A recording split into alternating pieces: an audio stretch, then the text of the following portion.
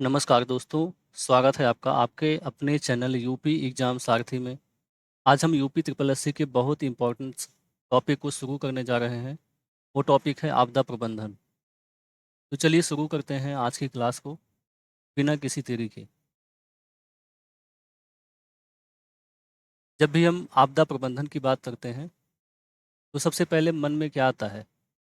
आपदा है क्या? आपदा क्या है? आपदा किसी समाज के सामान्य जीवन में आने वाला वह अप्रत्याशित व्यवधान है जिसकी वजह से विनाशकारी प्रभाव से निपटने के लिए स्थानीय जो संसाधन होते हैं वो अपर्याप्त सिद्ध होते हैं। क्या है? जब भी कोई अप्रत्याशित घटना घटती है, जैसे कि हर कोई बारिश, जैसे अधिक बारिश हो गई या कोई भूकंप आ गया, तो वो आपदा नहीं कहलाती है जब तक कि कोई अप्रत्याशित घटना ऐसी ना हो जाए जिससे जो स्थानीय संसाधन होते हैं वो अपर्याप्त सिद्ध होने लगे, तो वो आपदा कहलाती है। या आपदा मुख्य रूप से तीन अंतर संबंधित तत्वों का परिणाम होती है। क्या है? संकट है, संवेदनशीलता है और क्षमता है। संकट क्या है? जो आपदा आती है, जैसे बाढ़ हो गया, भूकंप हो गया, तूफान, सुनामी, ये सब आपदा में आते हैं। और संवेदनशीलता क्या है? उस घटना के प्रति हम कितने कमज़ोर हैं, वो हमारी संवेदनशीलता है। और जो क्षमता है, वो क्या है? हम अपनी तैयारी कैसे करते हैं, हमारी तैयारी क्या रहती है, या जो हमारी क्षमता रहती है, हम उसके लिए कितना काम करते हैं, वो हमारी क्षमता है।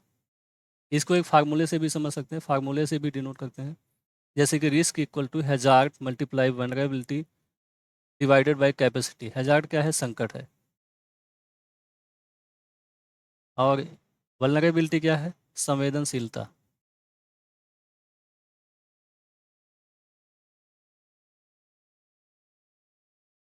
डिवाइडेड में कैपेसिटी है। यदि हम क्षमता को बढ़ाते हैं, जब हमारी क्षमता अधिक होती है या जो हमारी तैयारी होती है वो अधिक होती है, तो जो जोखिम होता है वो अपने आप ही कम हो जाता है। अगर हमारी क्षमता कम रहेगी, हमारी तैयारी कम रहेगी, तो रिस्क भी हमारा बढ़ जाएगा। उम्मीद करते हैं आपको समझ में आया होगा। चलते हैं अगली स्लाइड पर। अब समझते हैं इसमें आपदा प्रबंधन चक्र क्या है। आपदा प्रबंधन कोई एककालिक प्रतिक्रिया नहीं है, बल्कि यह निरंतर चलने वाला एक वैज्ञानिक चक्र है। क्या है? वैज्ञानिक चक्र है। इसे दो प्रमुख कालखंडों में विभाजित किया जाता है। क्या है वो? आपदा पूर्व और आपदा पश्चात। आपदा पूर्व में क्या आता है? निवारण आता है, शमन आता है और तैयारी आती है। शमन क्या है? हम आपदा के प्रभाव को कितना कम कर सकते हैं, या जो हमारी पहले से तैयारी है उसको कितना मजबूत बना सकते हैं, वो क्या है? शमन है। और आपदा पश्चात क्या आता है? त्वरित अनुक्रिया आती है, रिस्पॉन्स, पुनर्प्राप्ति, रिकवरी और बेहतर पुनर्निर्माण, बिल्ड बैक बेटर। आप इमेज में भी समझ सकते हैं इसको। आपदा के पहले क्या आता है? प्रिपरेशन आता है, मिटिगेशन आता है। और आपदा के पश्चात क्या आता है? रिस्पॉन्स आता है और रिकवरी आती है। मुख्य रूप से चार चरण होते हैं इसके आपदा के। दो पहले होता है और दो बाद में होता है।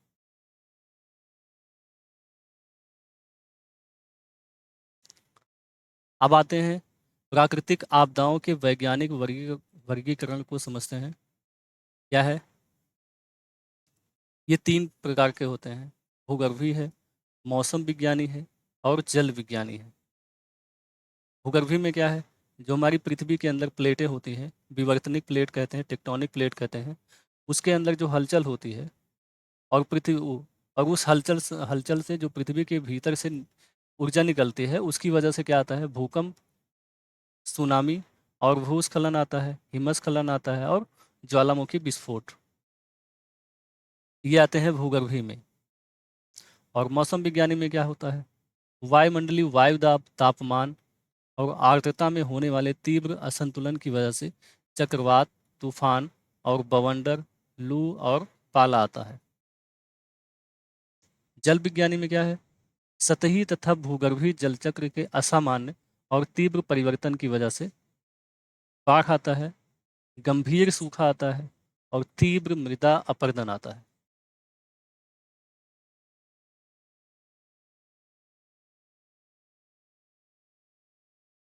अब आते हैं, समझते हैं मानव जनित एवं हाइब्रिड आपदाएं क्या हैं। ये भी 3 प्रकार के होते हैं। जैविक है, तकनीकी व औद्योगिक है, मिश्रित है, हाइब्रिड। जैविक में क्या होता है?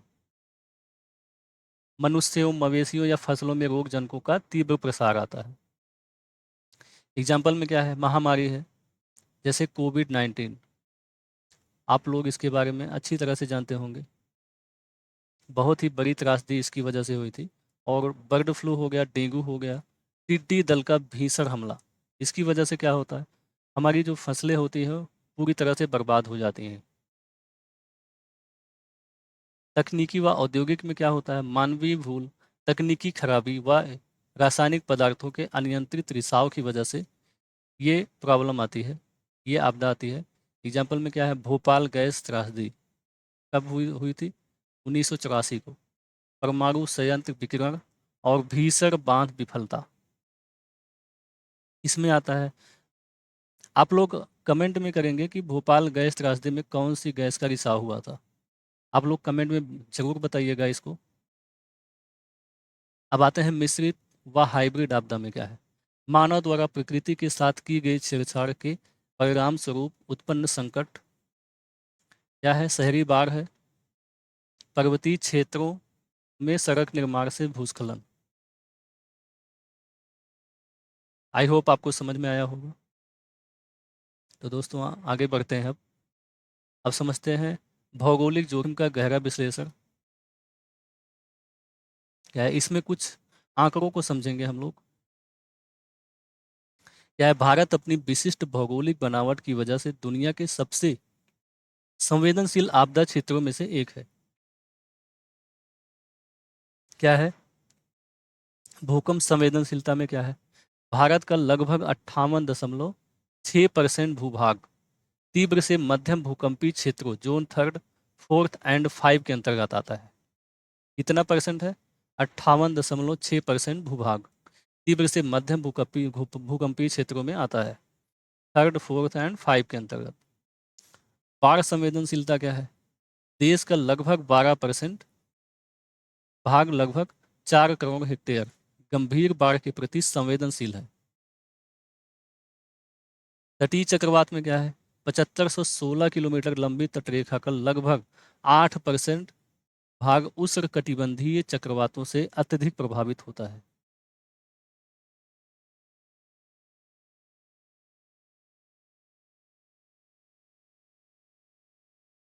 अब समझते हैं आपदा प्रबंधन का इतिहास। क्या इतिहास रहा है इसका? प्राचीन काल एवं अर्थशास्त्र के साक्ष्य क्या रहे हैं? प्राचीन काल में क्या था? भारत में प्राकृतिक संकटों को दैवीय प्रकोप माना जाता था, परंतु शासन द्वारा जो राहत कार्य थे पूरी तरह नियोजित थे। कौटिल्य के अर्थशास्त्र में क्या जिक्र होता है? अर्थशास्त्र में अकाल के समय राजकीय अन्नागारों को खोलने, अनाज वितरण करने और प्रभावित जनता के लिए वैकल्पिक रोजगार शुरू करने का स्पष्ट निर्देश मिलता है। मध्यकाल में क्या नीतियाँ थी भारत की?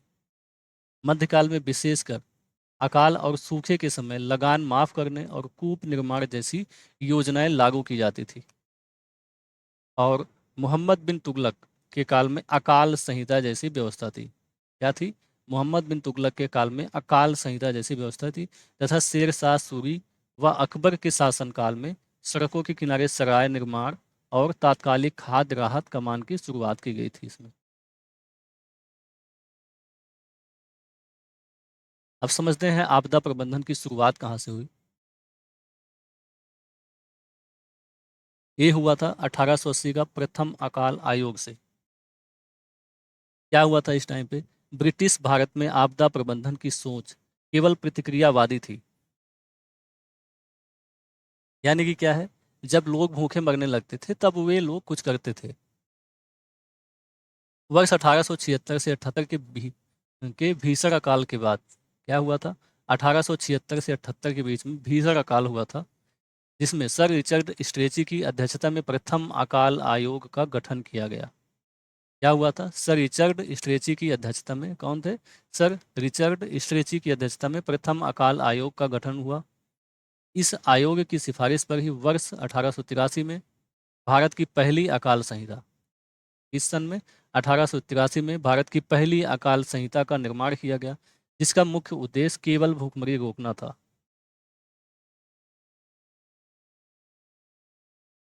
कृषि मंत्रालय के अधीन राहत प्रणाली। चूंकि अकाल सीधे तौर पर कृषि और फसलों की बर्बादी से जुड़ा था, इसलिए स्वतंत्रता के बाद भी आपदा प्रबंधन को गृह मंत्रालय के बजाय कृषि एवं सहकारिता मंत्रालय के अधीन रखा गया था। इसके अंतर्गत रखा गया था, ध्यान में रखिएगा, यहाँ से क्वेश्चन बनने के पूरे चांसेस है। कृषि एवं सहकारिता मंत्रालय के अधीन इसको रखा गया था उस टाइम पे। इस चरण में केवल आपदा के बाद अनाज और अनुग्रह राशि बांटने तक सीमित रहा, और जो दीर्घकालिक समन था वो बिल्कुल ही कम था। जो हमारी तैयारी होनी चाहिए थी पहले आपदा से पहले, वो बिल्कुल ही कम थी। हम बिल्कुल ही तैयार रहते नहीं थे पहले।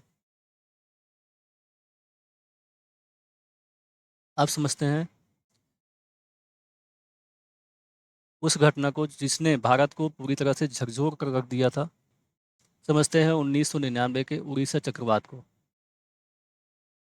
29 अक्टूबर 1999 को उड़ीसा के तटीय जिलों में आए इस महाचक्रवात ने 260 किलोमीटर की प्रति घंटा की गति से तबाही मचाई थी। इसमें 10,000 से अधिक लोग नागरिकों की असमय मृत्यु हुई थी। इस आपदा ने भारत सरकार के पारंपरिक सहायता उन्मुख और प्रतिक्रियावादी दृष्टिकोण की विफलता को पूर्णतः उजागर कर दिया। इस टाइम पे क्या हुआ तो होता था, टेंट लगाते थे, खाद्य सामग्री बांट देते थे, यही होता था उसके उसके पहले। तो इसने क्या था, प्रतिक्रियावादी दृष्टिकोण की विफलता को पूर्णतः उजागर कर दिया था। इसके बाद क्या हुआ, इस त्रासदी के प्रभाव स्वरूप वर्ष 1999 में ही 29 अक्टूबर 1999 को चक्रवात आया था। उसी के टाइम पे 1999 में ही भारत सरकार ने जेसी पंत की अध्यक्षता में एक उच्च स्तरीय समिति का गठन किया। किसकी अध्यक्षता में? जेसी पंत, बहुत ही इंपॉर्टेंट है ये, की अध्यक्षता में एक उच्च स्तरीय समिति का गठन किया। इस समिति ने आपदा प्रबंधन के लिए पहली बार कृषि मंत्रालय से हटाकर इसे गृह मंत्रालय के अधीन करने तथा एक पृथक समर्पित वैधानिक कमान बनाने की ऐतिहासिक सिफारिश की थी। इसके बाद किसमें सिफारिश की थी? पहले कृषि मंत्रालय के अंतर्गत होता था, इसने सिफारिश की गृह मंत्रालय में करने की।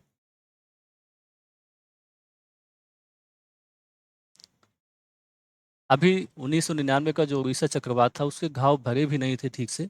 तो 2001 में गुजरात में भुज भूकंप आ गया था। भुज भुज क्षेत्र में 26 जनवरी 2001 को बहुत ही बड़ा भूकंप आया था। गणतंत्र दिवस के दिन रिक्टर स्केल पर 7.7 तीव्रता थी इसकी, जिसमें 20,000 से अधिक लोगों की जान गई थी। इस आपदा ने साबित किया कि शहरी नियोजन और संरचनात्मक सुरक्षा के बिना केवल राहत सामग्री बांटना बिल्कुल ही निरर्थक है। अब इसके बाद क्या तैयारी हुई? राष्ट्रीय आपदा प्रबंधन कमान की तैयारी क्या थी? भूकंप के उपरांत केंद्र सरकार ने आपदा नीतियों को व्यापक बनाने की दिशा में काम तेज किया। देश में आपदा रोधी निर्माण नियमों, शहरी नियोजन में सुरक्षा मानकों के समावेशन और खोज एवं बचाव के लिए एक केंद्रीय बल के गठन की तैयारी इसी दौरान शुरू हुई थी।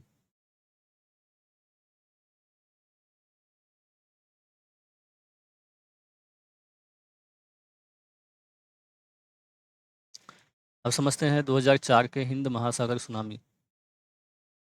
ये भी बहुत बड़ी त्रासदी हुई थी। 26 दिसंबर 2004 की डेट को सुमात्रा द्वीप के निकट आए भीषण भूकंप की वजह से उत्पन्न सुनामी लहरों ने भारत के पूर्वी तट, कौन से थे? तमिलनाडु, आंध्र प्रदेश, पुडुचेरी व अंडमान निकोबार में व्यापक तबाही मचाई थी।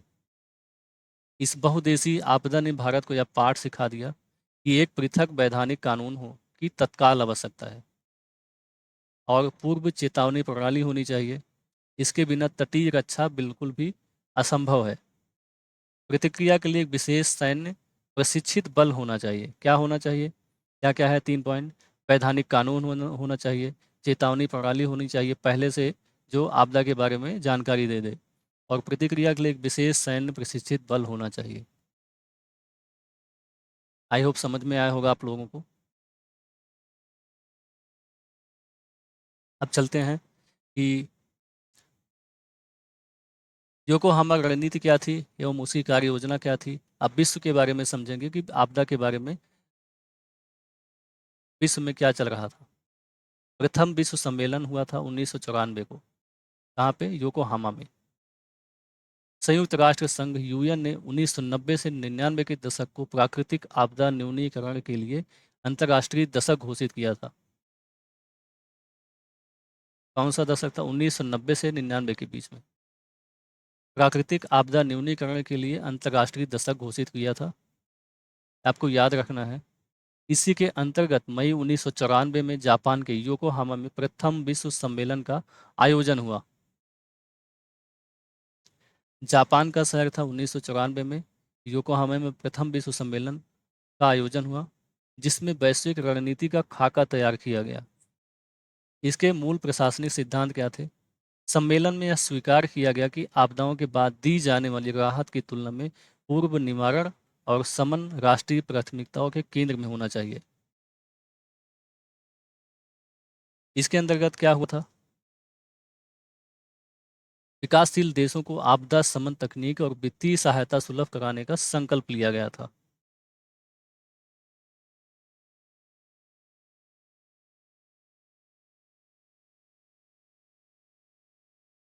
अब समझते हैं ह्योगो फ्रेमवर्क क्या है।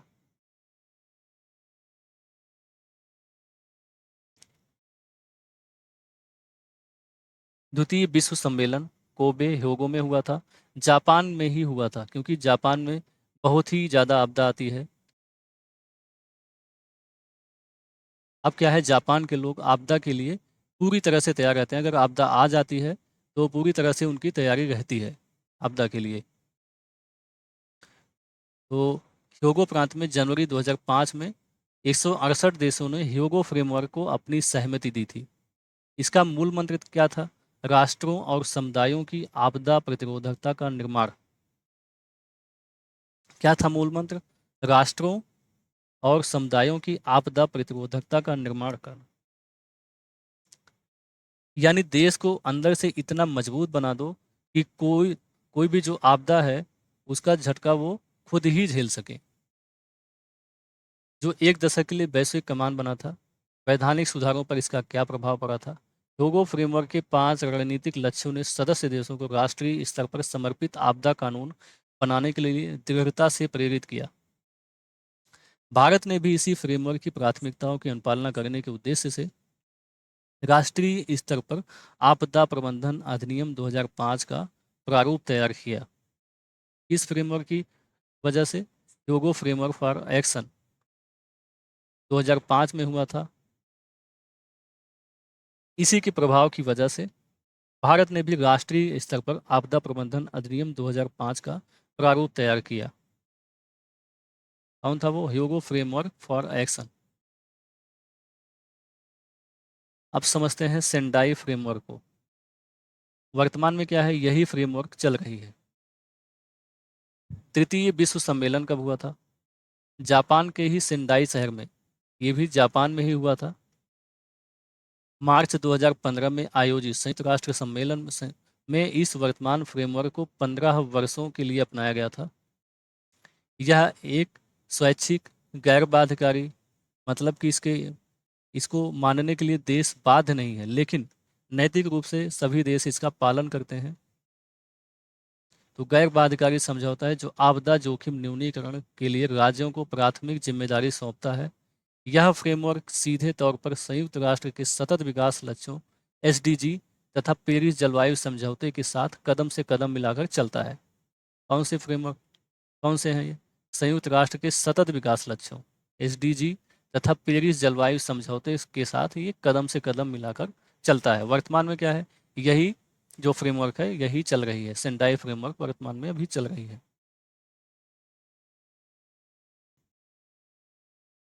तो सेंडाई फ्रेमवर्क के 4 प्राथमिक क्षेत्र हैं। कितने हैं? 4 हैं। पहला क्या है? आपदा जोखिम को समझना। आपदा के बारे में हम जितना समझेंगे या जो खतरा होता है, जोखिम होता है, उसके बारे में हम हमको अच्छी तरह से समझना होगा, तभी उससे निपट सकते हैं। तो इसको क्या है, खतरों, संवेदनशीलता और स्थानीय भौगोलिक परिस्थितियों का वैज्ञानिक डेटा एकत्र करना तथा अनुसंधान को बढ़ावा देना। और दूसरे में क्या आता है, जोखिम गवर्नेंस सुदृढ़ करना, आपदा जोखिम प्रबंधन के बेहतर संचालन हेतु राष्ट्रीय व स्थानीय स्तर पर नीतिगत और वैधानिक व्यवस्था को मजबूत बनाना। और आते हैं तीसरे पर, लचीलेपन हेतु निवेश, बुनियादी ढांचों को मजबूत करना, जैसे सड़क हो गया, बिजली हो गया और भवन हो गया, पुल हो गया, इनको बहुत ही मजबूत बनाना, आपदा प्रतिरोधी बनाना। सार्वजनिक व निजी क्षेत्रों में रणनीतिक निवेश बढ़ाना, इसका लक्ष्य है। और चौथे नंबर पर क्या क्या आता है, त्वरित अनुक्रिया एवं तैयारी, पूर्व चेतावनी प्रणालियों के विकास को प्राथमिकता देना, ताकि संकट आने से पहले ही आबादी को सुरक्षित स्थानों पर पहुंचाया जा सके। इसके तहत स्थानीय समुदायों को आपदा के दौरान त्वरित प्रथम अनुदाता के रूप में स्थानीय जो समुदाय है उसको आपदा के बारे में प्रशिक्षित करना। त्वरित प्रथम अनुदाता, फर्स्ट रिस्पॉन्डर के रूप में प्रशिक्षित करने का लक्ष्य रखा गया है।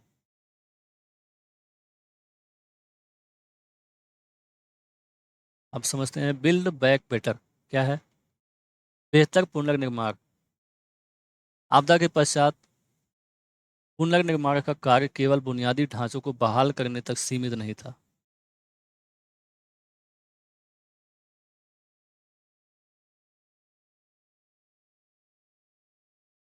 आपदा के पश्चात पुनर्निर्माण का कार्य केवल बुनियादी ढांचों को बहाल करने तक सीमित नहीं होना चाहिए।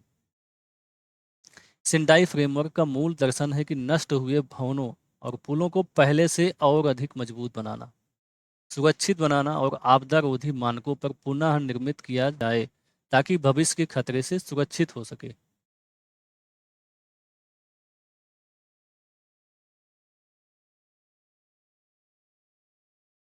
अब क्या है, सिंडाई फ्रेमवर्क के 7 वैश्विक लक्ष्य हैं।